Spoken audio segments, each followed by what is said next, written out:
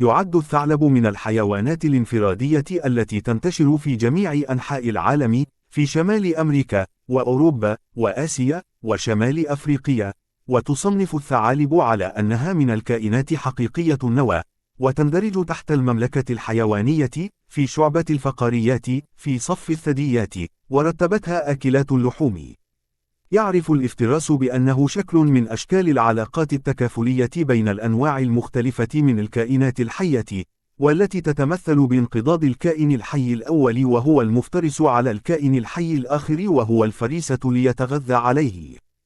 أما عن الثعالب فهي من الحيوانات المفترسة التي تصنف تحت رتبة أكلات اللحوم، كما تعد أيضا من أكلات النباتات واللحوم معا، حيث تتغذى على العديد من الأنواع من الحيوانات مثل القوارض صغيرة الحجم، والأرانب، والطيور البحرية بمختلف أنواعها.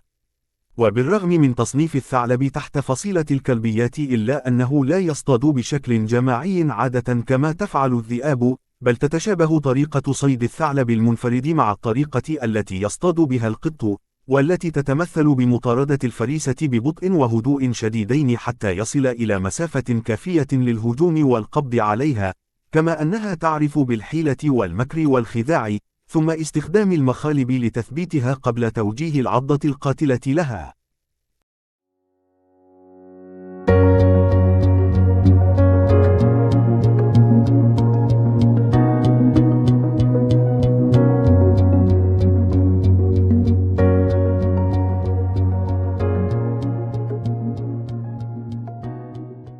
يعد النسر العربي أحد أنواع الطيور الجارحة والمتواجدة حول العالم، وهو من الطيور الضخمة واللاحمة ويتغذى على اللحوم، وأيضا يتواجد هذا النسر في معظم قارات العالم باستثناء أستراليا وجزرها والقارة القطبية الجنوبية، ويبلغ طوله من 64 سنتيمتر إلى 81 سنتيمتر، ووزنه حوالي 1 كيلوغراما، ويفصل بين جناحية مسافة تتراوح بين 130 إلى 180 سنتيمتر.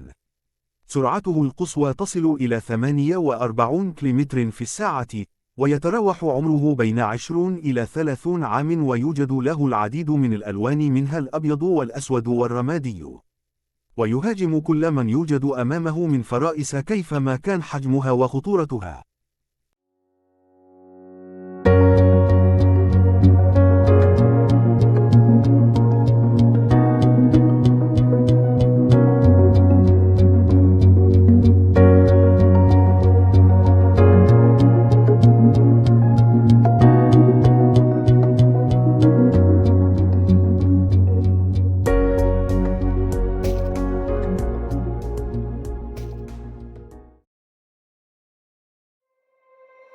You said